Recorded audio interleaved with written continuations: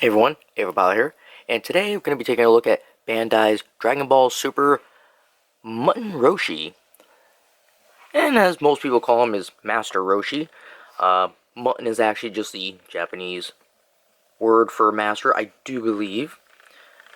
Now, this is a kind of a strange box. I mean, the box is normal compared to most, but mine actually has a defect on it, which I think is kind of cool. The series is supposed to be pointing up more, but instead it's down. I don't know, just something I saw. You see, he has quite a bit of extra hands. Not used to seeing that with the Dragon Stars figures. Usually they only have one set of extra hands. And he comes with his little staff over here, which I really wish it was brown. Purple, I don't know why he has a purple staff for the toy. That makes no sense. Just a window here. And get a picture of him there.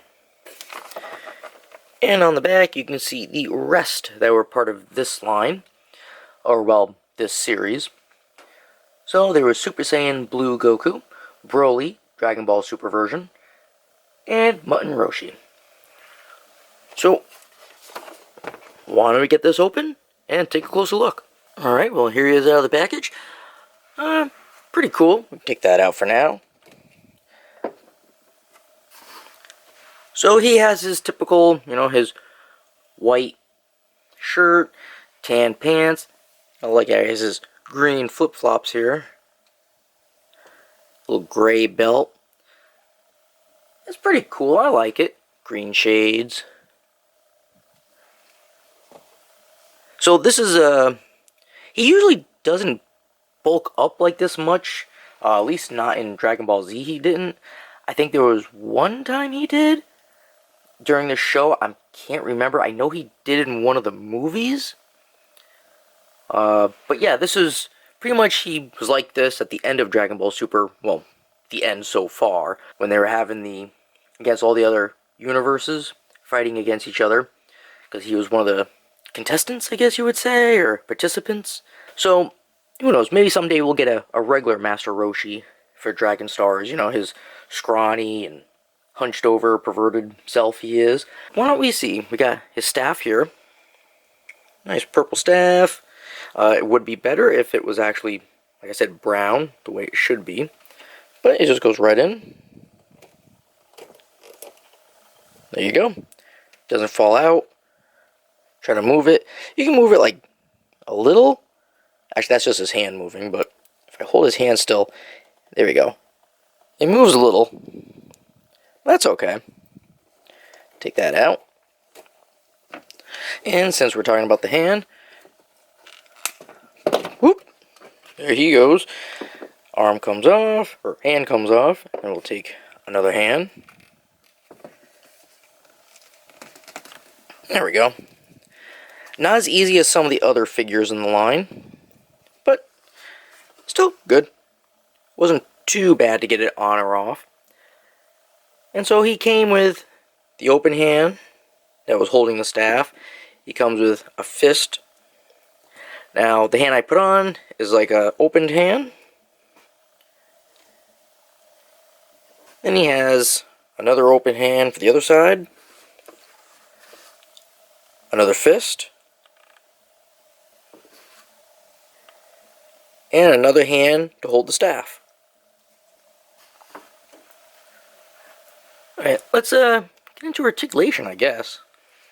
So, this head will go around. Just gotta get that beard over his shoulders. And kind of tilt it.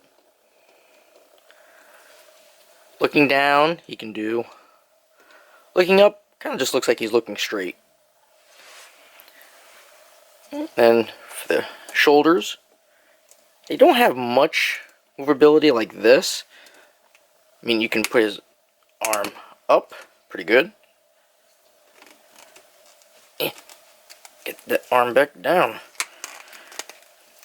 This one is a little bit harder to move his shoulder areas. You can go all the way around. He's got his bicep. That spins. We got double jointed elbows. But his arm is so bulky, doesn't really bend back too much. And then we got the hand. Spins around. And there is a little flip flap there. Then we got his waist. That can go, whoop. But yeah, it does go around. And, you know, you can take off his waist too. There we go. Oh, and speaking of taking off, most of the figures in the lines, you can actually interchange their hands, but because his hands are so big, it's not really going to work with the smaller figures, or even the regular sized ones, but I think Broly, you could easily change his hands with him. So we got the legs. Oop. This thing's just coming apart. There we go. So, he doesn't have much of a gap here. Forward, pretty good. Back, meh. Alright, then we got the knees. These are also double jointed. So, you can get... Yeah, it's actually that's pretty good for the leg. It goes past 90. Or, no, like maybe 80-degree angle. Put that back. Then we got the feet. These will just go around. And there's a flip flap. So, and I love moving parts on these things because they have that little click sound. Now, interesting story about getting him. I actually had no intention on getting this one for the line, even though I obviously didn't have them. But I was at Walmart walking around, and I was trying to look for stuff, and some guy came over, and he just butted himself right in front of me so he could look at the things on the wall, or on the wall of the aisle, and I was like, I was already standing here, what do you think you're doing? And he had this, and he put it down. So, I just walked around him, took it, I was like, I'm buying this now, and just walked off. As I'm near the end of the aisle, I can hear him just go, wait, where did it go? And I just disappeared. So, that's what you get for cutting in front of me. And it was the only one that Walmart had. So, it's mine now, sucker. But yeah, I mean, it's a okay figure. There's nothing much to it, design-wise. When I say, I think the coolest part is just the flip-flops on them. Alright, well that's just been my review on Bandai's Dragon Ball Super Dragon Star series Muten Roshi.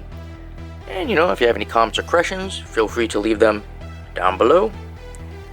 And, like always, you all have yourselves a good one, and I will see you later.